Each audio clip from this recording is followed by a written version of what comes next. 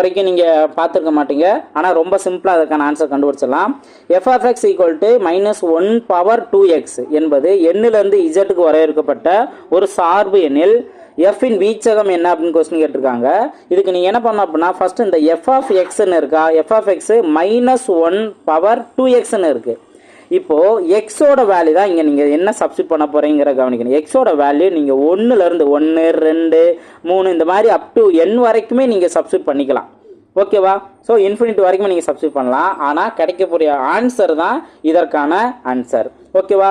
இப்போது இங்கே பவரில் 2xன்னு வந்துருச்சா, பவரில் 2x வந்ததுனால நீங்கள் எக்ஸோட வேல்யூ 1ன்னு சப்ஸ்டிட் பண்ணாலும் சரி 2ன்னு சப்ஸ்டிட் பண்ணாலும் சரி எப்பயுமே பவர் வேல்யூ ஈவன் தான் கிடைக்கும். இப்போ எக்ஸாம்பிள் பார்த்தீங்கன்னா எக்ஸோட வேல்யூ நீங்கள் 1ன்னு சப்ஸ்டிட் பண்ணீங்கன்னா இங்கே அப்ளை பண்ணுங்கள். என்ன வரும்? -1 பவரில் 2 ஆஃப் 1 2 × 1 அப்போ என்ன வரும்? -1 ஹோல் ஸ்கொயர்னு இருக்கும். அப்போது -1ஓட பவரில் ஈவன் நம்பர் வந்தது அப்படின்னா எப்பவுமே இது என்னவா மாறிடும்? +1 மாறிடுமா?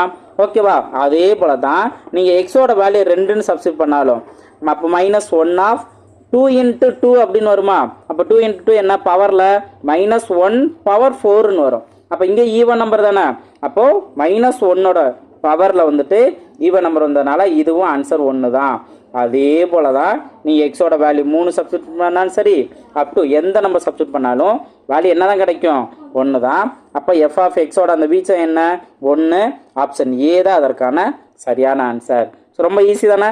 ஸோ நீங்கள் இந்த மாதிரி எக்ஸாம் நேரங்களில் நல்லா தெளிவாக பார்த்துக்கிட்டா தான் இதை பற்றி நம்ம டாபிக் வைஸாக பார்க்கும்போது கான்செப்ட் பண்ணவே மாட்டோம். இந்த மாதிரி ஒரிஜினல் கொஸ்டின்லாம் பார்க்கும்போது தான் புதுசாக இருக்கும்.